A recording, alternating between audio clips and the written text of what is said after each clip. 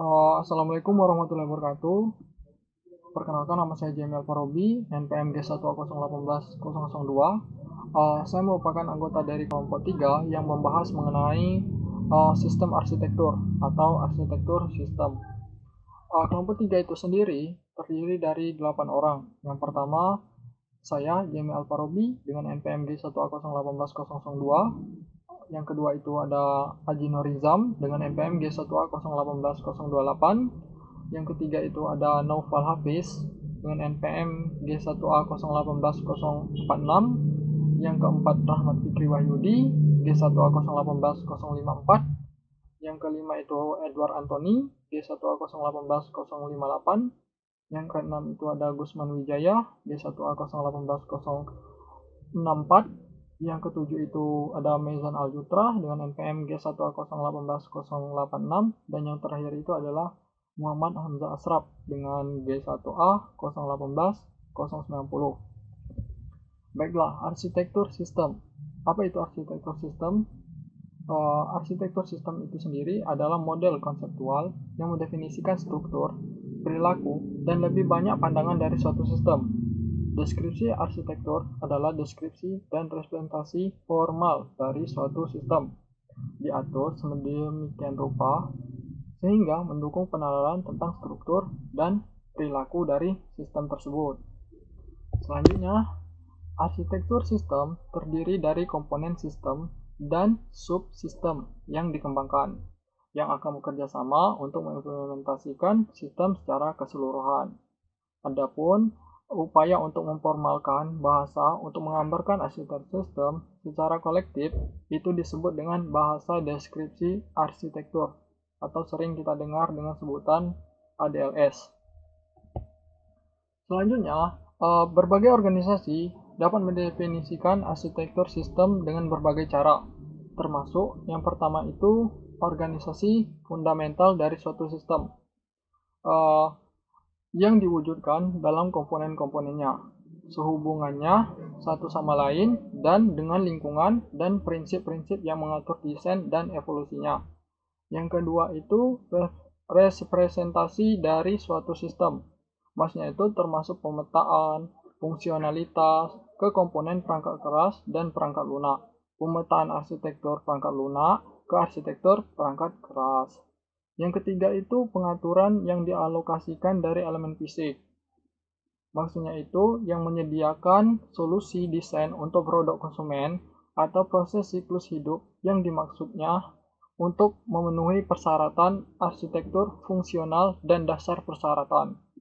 Yang keempat itu sebuah arsitektur terdiri dari penemuan strategis. Maksudnya itu penemuan yang paling strategis atau yang paling penting, meresap tingkat atas, keputusan, dan alasan terkaitnya tentang keseluruhan struktur, yaitu elemen penting dan hubungannya, serta karakteristik dan perilaku yang terkait. Yang kelima itu penjelasan tentang desain dan isi komputer. Maksudnya itu jika didokumentasikan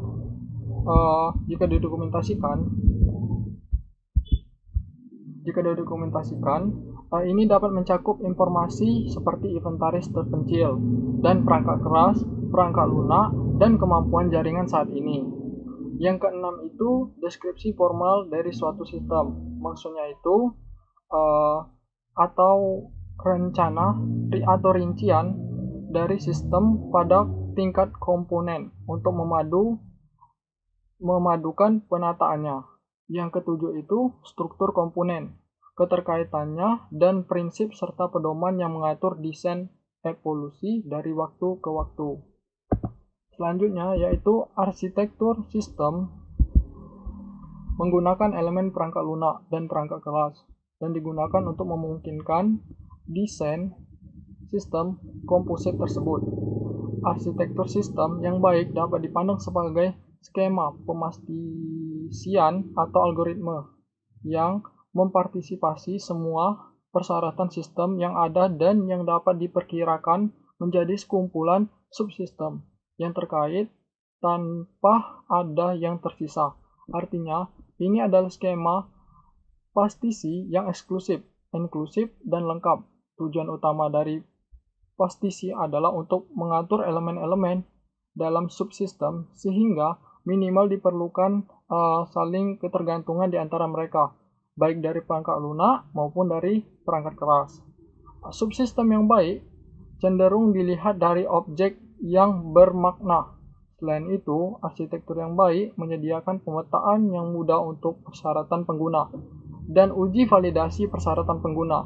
Idealnya, pemetaan juga ada dari setiap elemen terkecil hingga setiap persyaratan dari pengujian tersebut. Baiklah, selanjutnya mungkin akan dijelaskan oleh teman saya. Saya akhiri. Wassalamualaikum warahmatullahi wabarakatuh. Baik, saya akan melanjutkan menjelaskan mengenai materi yang telah dijelaskan oleh teman saya sebelumnya. Perkenalkan, nama saya Gusman Wijaya, NPM G1A 018064. Saya akan menjelaskan mengenai sentralis arsitektur atau client server. Jadi, sentralis arsitektur atau sistem terpusat, sentralisasi, itu adalah sistem di mana data dan program yang diolah dilakukan di pusat komputer atau biasa disebut dengan server. Sedangkan terminalnya hanya berfungsi untuk menerima inputan dari keyboard saja. Nah, sentralis arsitektur ini atau client server ini memiliki kelebihan. Jelas di mana jika terdapat kelebihan pasti ada juga kekurangannya. Untuk kelebihannya itu sendiri yaitu unggul dalam kecepatan dan mendukung jaringan yang besar. Jadi client server ini unggul dalam segi kecepatan dan mendukung jaringannya yang besar. Kekurangannya terdapat dari sisi setup yang cukup kompleks, sehingga biayanya itu tinggi atau mahal dan membutuhkan sumber daya manusia yang handal untuk mengelolanya. Application layering atau pelapisan aplikasi. Jadi, application layering ini adalah lapisan OSI yang menyediakan antarmuka antara aplikasi yang digunakan untuk berkomunikasi dalam jaringan dan kemudian membantu menangkap dan menerima pesan yang dikirimkan dalam sebuah jaringan. Jadi seiring dengan berkembangnya model client server tadi menimbulkan perdebatan mengenai penjelasan antara klien, pengertian klien dan server itu sendiri. Nah, sini saya akan coba memberikan penjelasan mengenai server dan klien itu sendiri. Jadi di sini server itu adalah proses yang menerapkan layanan tertentu. Misalnya layanan sistem file atau layanan basis data atau biasa kita sebut dengan database. Selanjutnya yaitu pengertian dari klien. Klien itu adalah proses yang meminta layanan dari server dengan mengirimkan permintaan. Dan kemudian klien ini nanti menunggu pemutaran ulang server atau klien menunggu permintaan balasan dari server.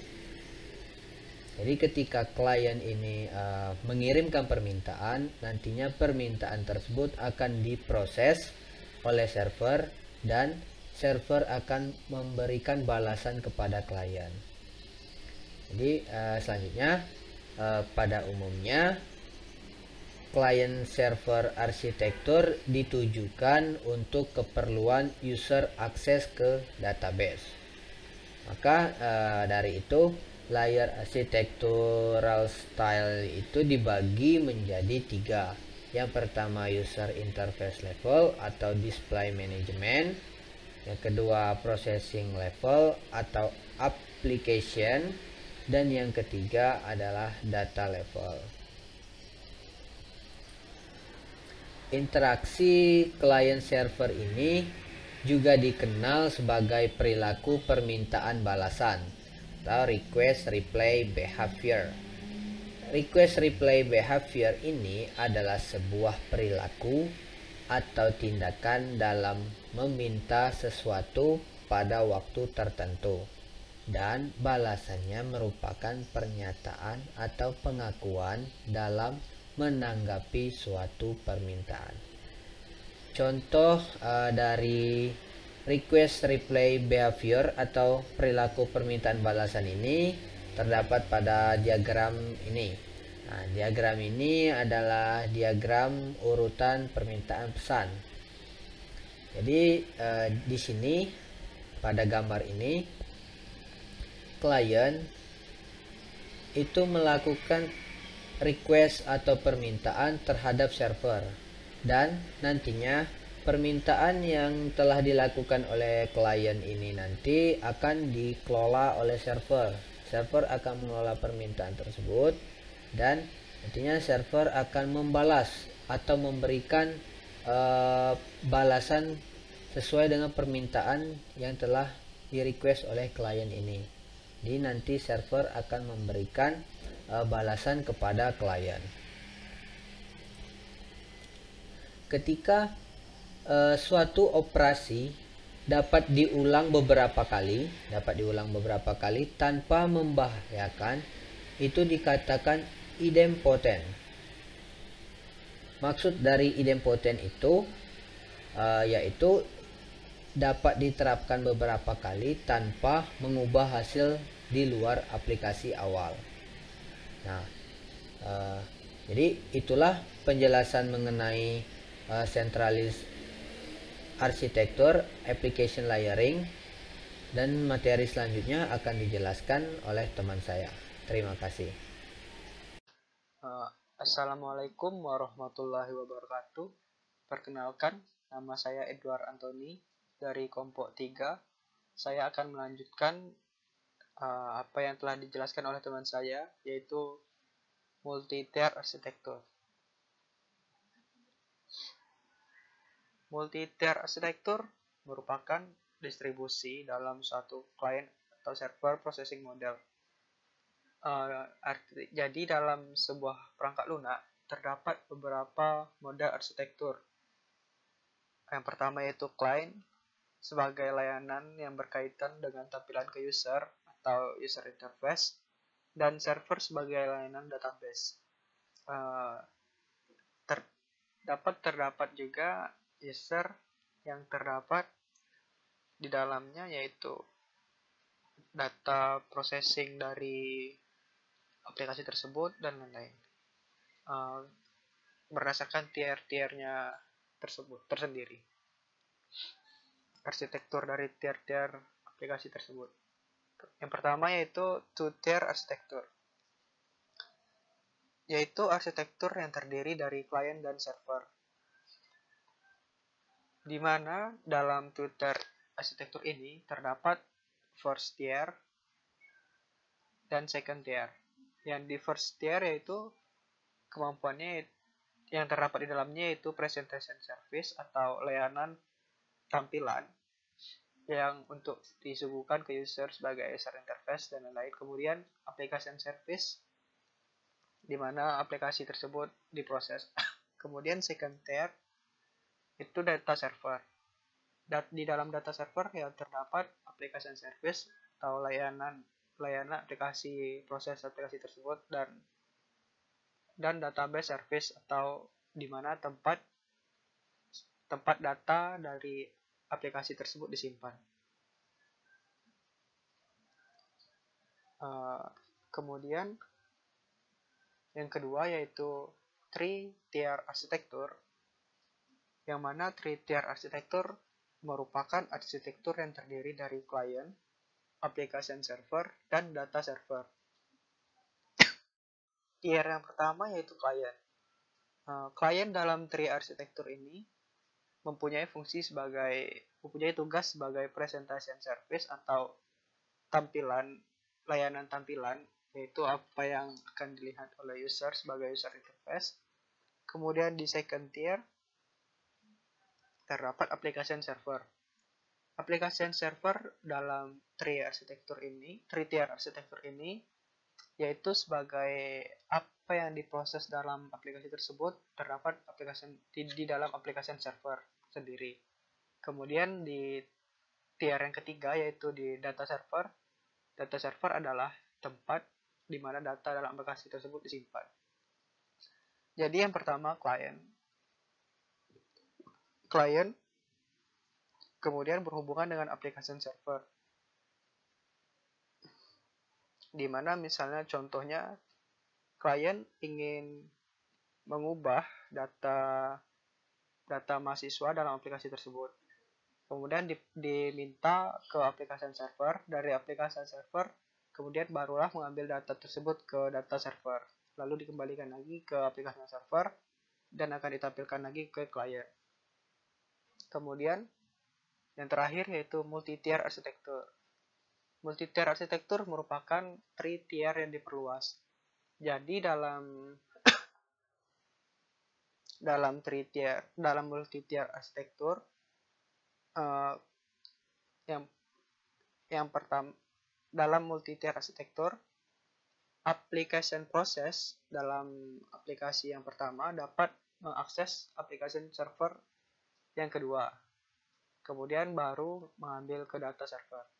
Maksudnya adalah misal dalam sebuah aplikasi tersebut bisa mengambil data dari aplikasi yang lain ke data server, lalu mengambil datanya ke data server. Nah, jalur kerjanya itu dari klien sebagai tampilan seperti three tier, kemudian ke application server sebagai proses aplikasi tersebut. Lalu application server yang pertama dapat mengambil data ke application server yang kedua. Lalu aplikasi server kedua mengambil data tersebut ke data server, lalu dikembalikan lagi ke aplikasi server kedua, lalu aplikasi server kedua mengembalikan ke server 1, lalu dikembalikan lagi ke klien yang meminta tugas tersebut. Saya rasa itulah penjelasan dari saya. Selanjutnya akan dilanjutkan oleh teman saya. Terima kasih. Assalamualaikum warahmatullahi wabarakatuh.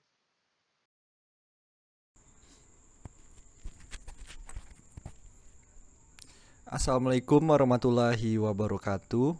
Perkenalkan, saya Aji Nofrizan, NPM G1A 018-028. Di sini saya akan melanjutkan penjelasan materi dari teman saya sebelumnya tentang arsitektur sistem terdistribusi, khususnya tentang Decentralized Architecture atau arsitektur desentralisasi. Oke, langsung saja kita mulai penjelasan tentang Decentralized Architecture. Yang pertama, apa sih arsitektur desentralisasi itu? Arsitektur desentralisasi merupakan suatu proses pelayanan informasi yang dikelola secara tersebar atau terdistribusi. Maksudnya di sini ialah dapat dikatakan sistem yang terdiri atas sejumlah komputer yang tersebar pada berbagai lokasi yang dihubungkan sarana telekomunikasi dengan masing-masing komputer yang mampu melakukan pemrosesan serupa secara mandiri dan bisa saling berinteraksi dalam pertukaran data secara langsung.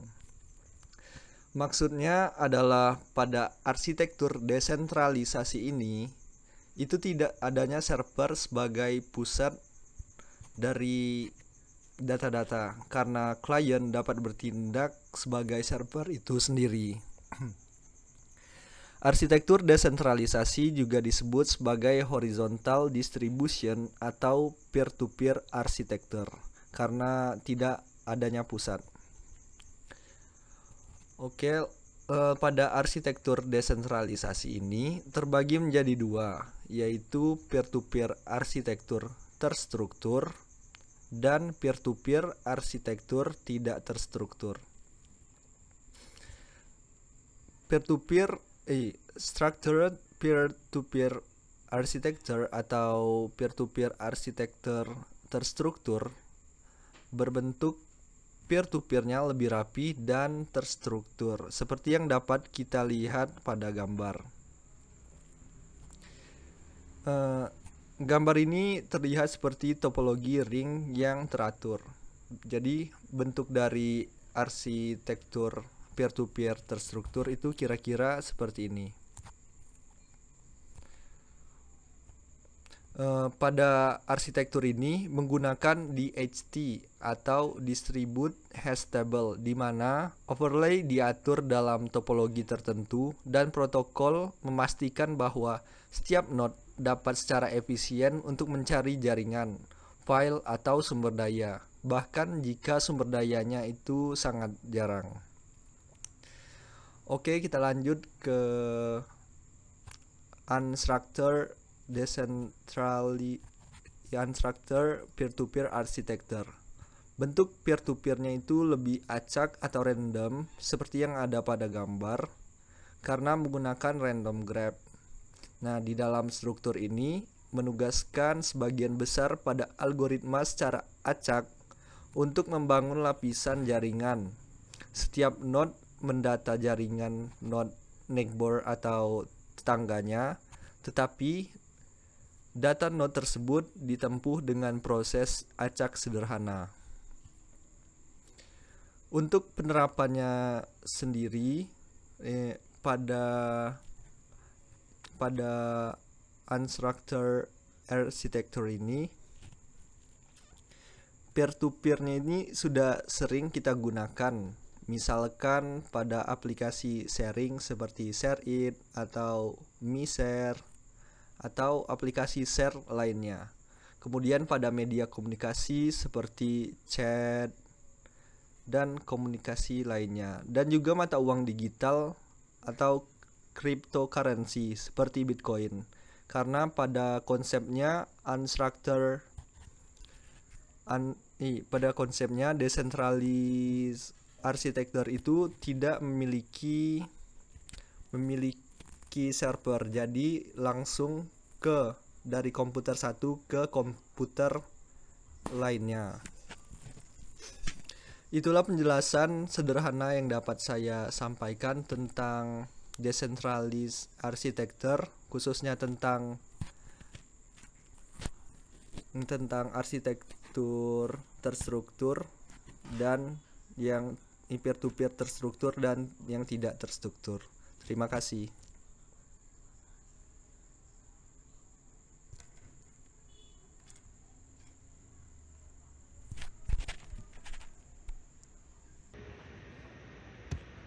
Baiklah, saya Muhammad Hamzah Ashraf dengan NPM G1A018090 akan menjelaskan tentang topologi manajemen of overlay network.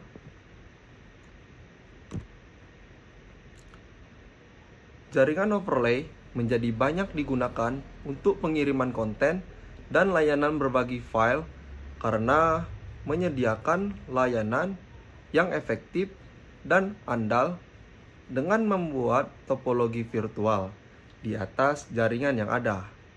Namun, pengelolaan jaringan overlay menghadapi tantangan baru dalam struktur, keamanan, layanan, dan penerapan. Adapun masalah pengelolaan dua jaringan overlay tipikal, yaitu 1. Peer-to-peer, 2. Virtual Private Network diselidiki. Sebagai kesimpulan, manajemen jaringan overlay harus mengimpor strategi self-management dan cerdas untuk menangani tugas-tugas manajemen yang kompleks, yang berurusan dengan tantangan dinamis, kelayakan, tangguh, dan keamanan pada jaringan overlay menjadi banyak digunakan untuk pengiriman konten dan layanan berbagi file karena menyediakan layanan yang efektif dan andal dengan membuat topologi virtual di atas jaringan yang ada. Jaringan overlay terdiri dari serangkaian komputer virtual atau fisik berlapis-lapis di atas jaringan yang ada. Tujuan dari jaringan overlay adalah untuk menambah fungsionalitas hilang tanpa mendesain ulang jaringan yang lengkap. Contoh umum jaringan overlay ditemukan dalam struktur komputasi awan dan jaringan peer-to-peer. Peer-to-peer jaringan sama seperti internet yang digunakan saluran telepon sebagai tulang punggung. Jaringan peer-to-peer menggunakan protokol internet standar untuk memprioritaskan pengiriman data antara dua atau lebih komputer remote. Peer-to-peer adalah jenis jaringan overlay karena menggunakan aplikasi berbasis software khusus. Nah, pengertian jaringan overlay ini adalah jaringan yang terbentuk oleh aplikasi-aplikasi peer-to-peer yang berkomunikasi satu dengan lainnya di atas jaringan fisik berbasis protokol internet atau IP. Nah, contoh jaringan overlay ini adalah Skype. Skype adalah sebuah aplikasi peer-to-peer yang menawarkan voice over IP. Skype juga memberikan pelayanan instant message, voice conferencing, dan interface pada pelayanan telepon standar melalui Skype in dan Skype out. Skype adalah jaringan virtual dalam hal komunikasi antara pengguna Skype atau yang sedang aktif tanpa menggunakan alamat IP atau port yang diperlukan untuk melakukan panggilan. Keuntungan dari overlay network ini, yang pertama, layanan disesuaikan dengan kebutuhan kelas aplikasi atau layanan tingkat tinggi tertentu. Contohnya, distribusi konten multimedia. Yang kedua, operasi yang lebih efisien dalam memberikan lingkungan jaringan. Contohnya, routing in dan ad hoc network. Dan ketiga, terdapat penambahan fitur. Contohnya, multicast atau keamanan komunikasi. Manajemen topologi melibatkan pembuatan dan pengelolaan topologi seluruh jaringan. Tampilan fisik menunjukkan jaringan dan status perangkat. Perangkat ditampilkan dalam warna tertentu dalam tampilan fisik dan statusnya juga ditampilkan. Informasi ini membantu memantau seluruh jaringan secara real time. Cara menyesuaikan tata letak topologi manajemen. Setelah perangkat terhubung, perangkat dan subnet secara otomatis ditampilkan di topologi fisik untuk merepresentasikan struktur jaringan sebenarnya secara otentik. Selanjutnya, perlu menyesuaikan objek topologi ini berdasarkan lokasi jaringan aslinya. Cara menemukan tautan topologi manajemen.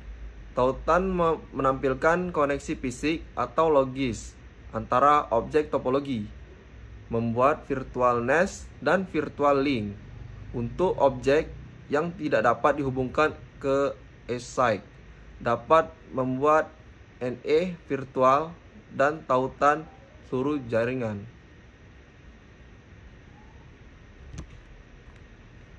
Yang terakhir yaitu memantau status berjalannya jaringan topologi dengan cara ASIC menampilkan status berjalan jaringan dalam berbagai warna dalam topologi fisik.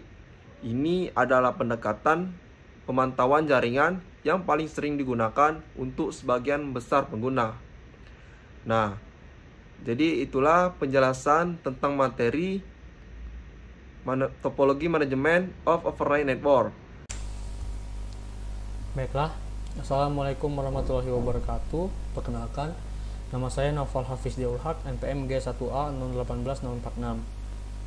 Di sini saya akan menjelaskan tentang super peer yang terdapat pada peer-to-peer arsitektur yang tadi juga dijelaskan oleh teman saya yang barusan, peer-to-peer arsitektur. Langsung saja saya jelaskan super peer. Seperti yang bisa kita lihat di sini, super peer ini adalah node dalam jaringan peer-to-peer yang beroperasi baik sebagai server untuk sekumpulan klien dan sebagai yang setara dalam jaringan super peer. Jadi super peer ini biasanya pada jaringan peer-to-peer atau peer-to-peer network itu beroperasi sebagai servernya,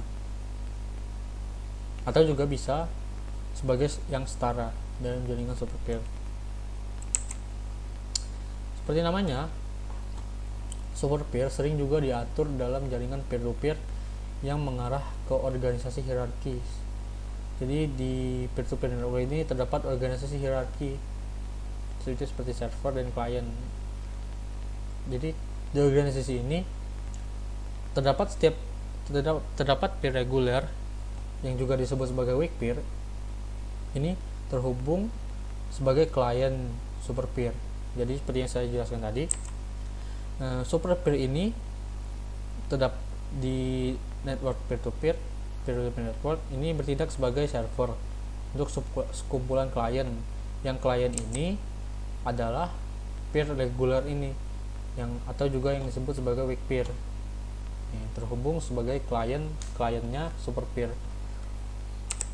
Selanjutnya, semua komunikasi dari dan ke weak peer berlanjut melalui peer yang berasosiasi dengan super peer.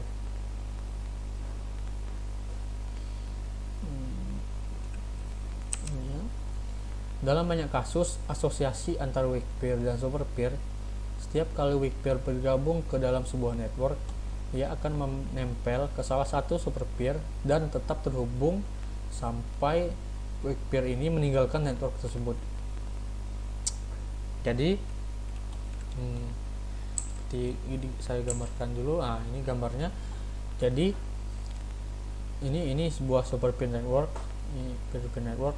Jadi saat reguler ini ingin bergabung ke network ini, dia akan memilih salah satu super peer di sini, lalu akan terus menempeli super peer ini yang bertindak sebagai server ini sampai weak peer ini tersebut atau regular peer ini meninggalkan network ini sendirinya. Karena super peer ini bertindak sebagai server dan ini juga dan weak peer sebagai kliennya, jadi dia menempel pada servernya, yaitu super peer. Selanjutnya, akan tetapi super peer tidak selalu menjadi solusi terbaik. Misalnya dalam kasus file sharing network, terkadang lebih baik menggunakan weak peer yang mempertahankan indeks file yang cocok untuk weak peer. Jadi super peer ini tidak selalu menjadi solusi terbaik, karena kadang-kadang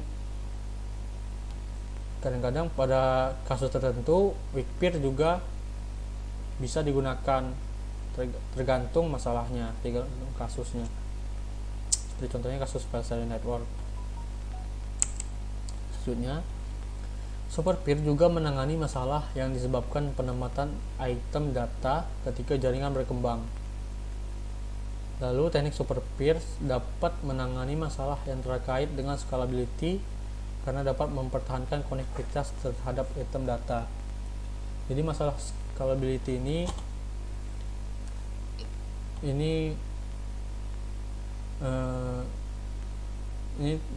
apa tuh?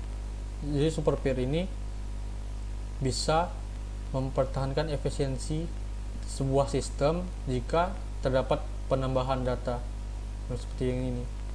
Jadi saat ada perkembangan jaringan, super peer ini tetap bisa mempertahankan efisiensi sistem tersebut, scalability. Lalu berikut ini adalah gambar super peer network ya, seperti yang sudah saya jelaskan tadi. Ini sebagai super peer sebagai servernya, lalu kliennya itu weak peer atau regular peer yang saling berasosiasi. Baiklah, itu saja penjelasan dari saya. Saya akhiri. Assalamualaikum warahmatullahi wabarakatuh, dan selanjutnya akan dijelaskan oleh teman saya. Terima kasih. Baiklah, saya Rahmat Bipto Yudi dengan NPM G1A 018054. Jadi kita ketahui materi sebelumnya yaitu decentralized bagian supervised. Dan di sini saya akan melanjutkan materinya tentang hybrid arsitektur. Jadi apa itu hybrid arsitektur? Hybrid arsitektur merupakan penggabungan beberapa aspek berbeda, tentunya dalam ruang lingkup arsitektural. Jadi di sini kita dapat mengetahui bahwa dalam perkembangan arsitektur yang ada, tidak semuanya bisa diterapkan dalam satu jaringan dengan kebutuhan yang berbeda. Perlu pemanfaatan beberapa arsitektur yang berbeda untuk sebuah jaringan. Kemudian contoh hybrid arsitektur. Yang pertama yaitu edge server system. Sistem ini dibangun di jaringan internet, di mana server ditempatkan pada edge atau tepi dari jaringan. Kemudian tujuan edge server adalah melayani konten atau isi pada saat proses filtering dan fungsi transcoding. Selanjutnya, edge dibentuk oleh batas antara jaringan perusahaan dan internetnya, misalnya seperti yang disediakan oleh Internet Service Provider atau ISP. ISP adalah lembaga yang memberikan pelayanan kepada konsumen supaya bisa mengakses internet dan berbagai media online. Fungsi ISP yaitu sebagai perantara untuk penggunaan yang ingin terhubung dengan mudah dengan jaringan internet dan juga dapat digunakan untuk menghubung komputer pelanggan ke bagian gateway internet yang terdekat. Selanjutnya ini adalah gambar internet dalam kumpulan edge server. Sebelumnya kita ketahui bahwa tujuan utama edge server yaitu untuk melayani konten atau konten provider. Dan juga edge dibentuk oleh batas antara jaringan yaitu dengan menggunakan yang disediakan oleh ISP.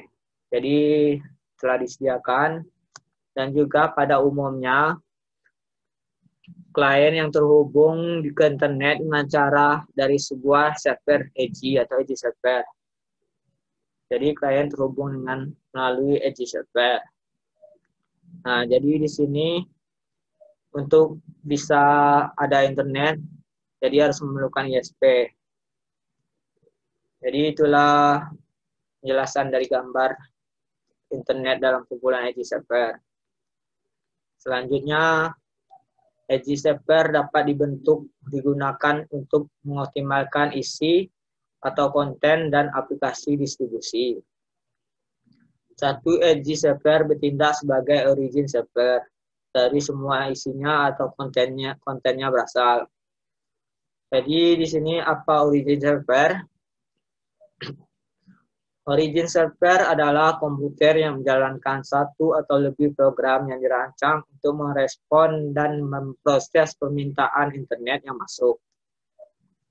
Dan juga origin server bertanggung jawab untuk menyajikan atau melayani konten untuk properti internet seperti situs web. Selanjutnya, sistem edge server sekarang menggunakan cloud computing untuk membantu dalam perhitungan dan penyimpanan. Serta cloud computing juga menggunakan data center. Bahkan dalam kasus fog computing, perangkat end user merupakan bagian dari sistem, sebagian dikendalikan oleh penyedia layanan cloud atau cloud service provider. Jadi di sini apa itu fog computing? Fog computing adalah paradigma yang memperluas cloud computing dan memberikan layanan ke perangkat edge melalui jaringan. Jadi di sini fog computing hampir sama dengan cloud computing, yang mana fog menyediakan layanan data komputasi, penyimpanan, dan aplikasi untuk end user. Ini adalah gambar fog yang mana bagian paling teratas yaitu cloud, fog, edge. Ini adalah paradigmanya yang mana data center akan dikirim ke nodes. Kemudian nodes akan mengirim ke disk masing-masing. Jadi data-data tersebut berasal dari cloud, simpan di cloud. Kemudian fog computing juga memiliki keuntungan yaitu hemat bandwidth jaringan serta mengurangi biaya pengoperasian dan minimalkan latensi. Itulah penjelasan tentang hybrid edge server system dan akan dilanjutkan oleh penjelasan selanjutnya. Baiklah, saya akan melanjutkan representasi dari video sebelumnya. Saya akan menjelaskan hybrid arsitektur, tepatnya pada sistem terdistribusi kolaboratif. Di sistem terdistribusi kolaboratif terdapat struktur hibrida, sistem utama dalam sistem ini. Masalah utama di banyak sistem ini pertama-tama untuk memulai, yang biasa sering kali drama antara klien dan server, ya. Dan setelah node bergabung dengan sistem ini, berarti antara klien dan server node-nya, ia dapat menggunakan skema desentralisasi penuh untuk berkolaborasi. Banyak istilah dalam sistem terdistribusi kolaboratif. Saya akan menjelaskan istilah-istilah yang saya udah boldkan, adalah istilahnya yang nanti saya jelaskan.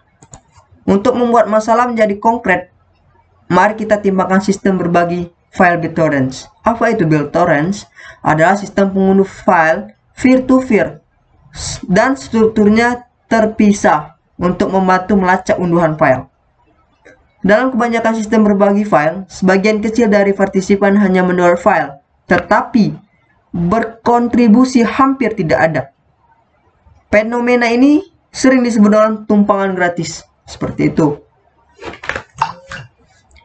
Kita harus memahami itu apa BitTorrent, yaitu pengunduhan file peer-to-peer struktur yang mempunyai struktur terpisah. Oke, untuk mendownload file, pengguna perlu mengakses direktori global, yang umumnya hanya satu dari sedikit situs web terkenal. Penjelasannya ini sangat untuk web-web yang sangat terkenal yang nanti kita download sebagai klien, ya. Download ke web server. Direktori semacam ini berisi referensi ke apa yang disebut file torrents. File torrents berisi informasi yang diperlukan untuk mendownload file tertentu, berbeda dengan BitTorrent. Secara khusus, file torrent ini berisi tautan ke apa yang dikenal sebagai tracker, pelacak, yang merupakan server yang menjaga keakuratan akun node aktif yang memiliki potongan-potongan file yang nanti kita minta.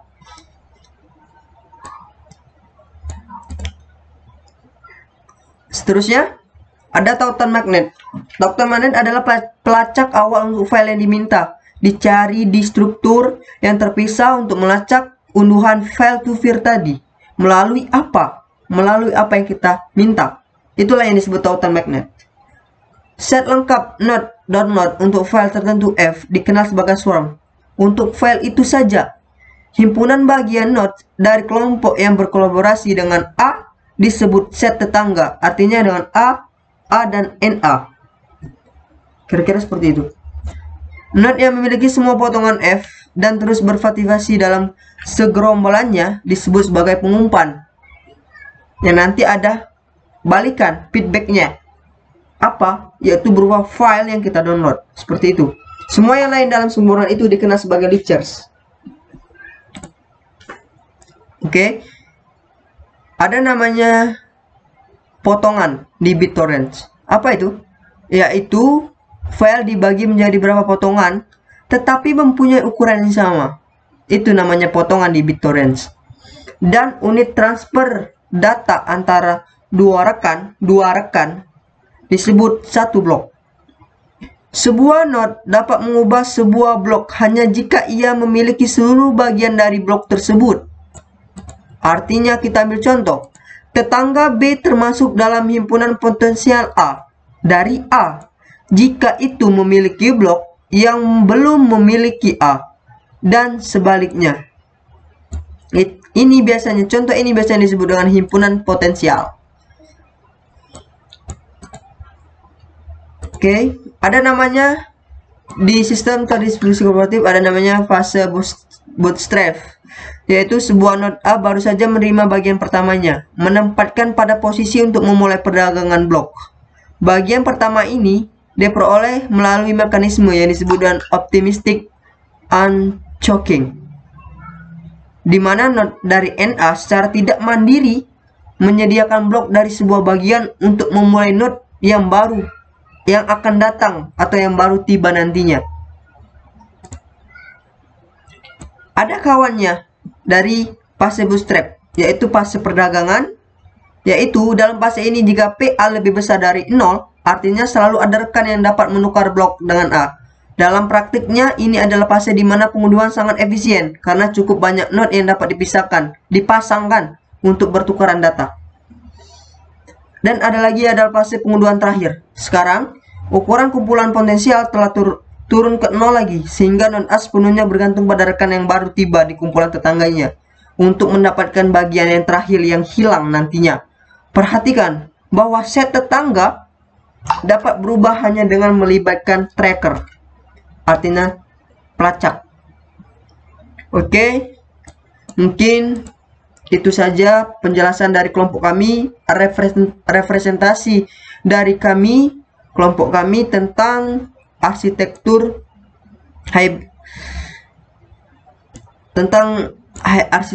sistem arsitektur.